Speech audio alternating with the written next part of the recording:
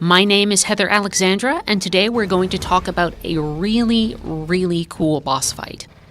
The combat system in Final Fantasy XV can be sort of balletic and really energetic. It lends itself to some very grand moments. More often than not, though, you're either battling against a horde of minions or you're clashing against a single monumental foe. You're sort of either fighting a pack of little goblins or you're fighting a big, huge behemoth. It's not very often that you get to test your mettle against a single skilled, human opponent, like a fellow warrior. But that changes once you encounter Aranea Highwind. Aranea is a mercenary working for the Niflheim Empire. Noctis and his friends encounter her after attacking a military base in order to get revenge for a fallen comrade. His name was Jared, we met him once, but he died and we're all very angry, so we're going to attack the Empire.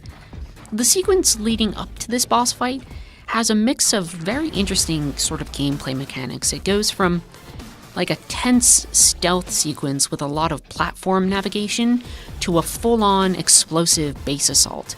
And this is important because the game is front-loading a lot of action in order to make it feel like you've accomplished your mission. The first thing that the game does incredibly right with Aranea is that they toss her right into your lap. Almost literally, she sort of jumps off a tower and attacks you pretty much randomly. Having a boss fight that comes after you think you've accomplished your mission sets a very clear tone for the encounter.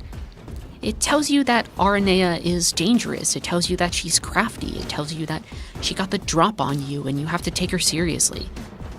The encounter design pulls out all of the stops in order to give the player a proper challenge here as well. Aranea's spear has a long range, which means that players will have to be incredibly proactive with their dodging to avoid getting hit. In order to even the odds against the party, she's also able to use really powerful lightning magic that will hit everyone at once if you're not careful. The game hasn't really offered a boss with such a varied toolset up until this point.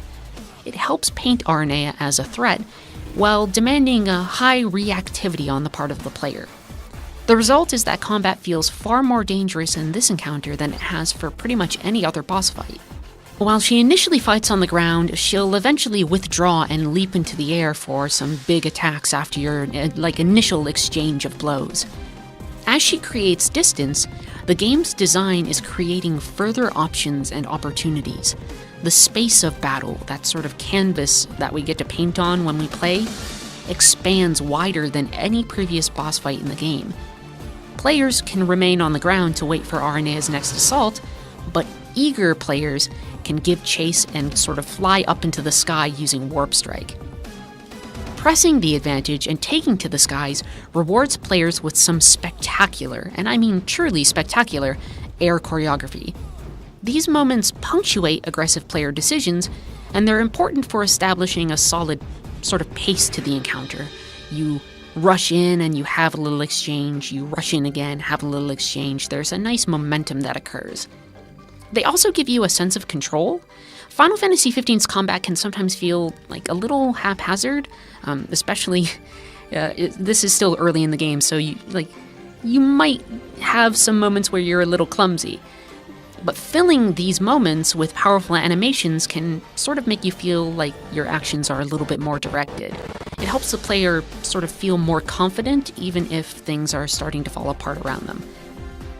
The expanse of the player's sort of possibility space into the upper realms of the combat arena calls attention to a bunch of different little bits of level geometry that you can work to. If the players choose to engage Aranea high up into the air, they risk fall damage. They sort of rush up, and if they're not careful, they'll plummet back to the ground. It makes the choice of whether or not to attack her in the air a little bit more of an active decision. And the variety of walkways and guard towers around the arena start to provide a sort of safety net. You can prevent most or even all of your fall damage by warping to them at the right moment. This, in turn, refills your magic meter, which means that you can start warping again. The design of the space actively encourages bold decisions by making sure that the player always has a way to return to the fight quickly. So if you burn out all your MP, you can sort of leap to a platform, and then you'll have more MP to leap right back to Aranea. Additionally, the presence of smaller enemies contribute to this encounter as well. They can split your team's focus and provide fun little one-on-one moments with Aranea. They also have more functional purposes in order to sort of generate energy for your armature meter. Because armature attacks home you in towards the opponent, it also gives the player a way to reach Aranea quickly if they're not really used to using Warp Strike. It means that they'll hit those punctuated battle animations more often and have more incentive to warp and restore MP for another round of combat. The design of this encounter constantly funnels the player towards these large triumphant clashes with Aranea before offering them many different ways to power up and then press the attack again.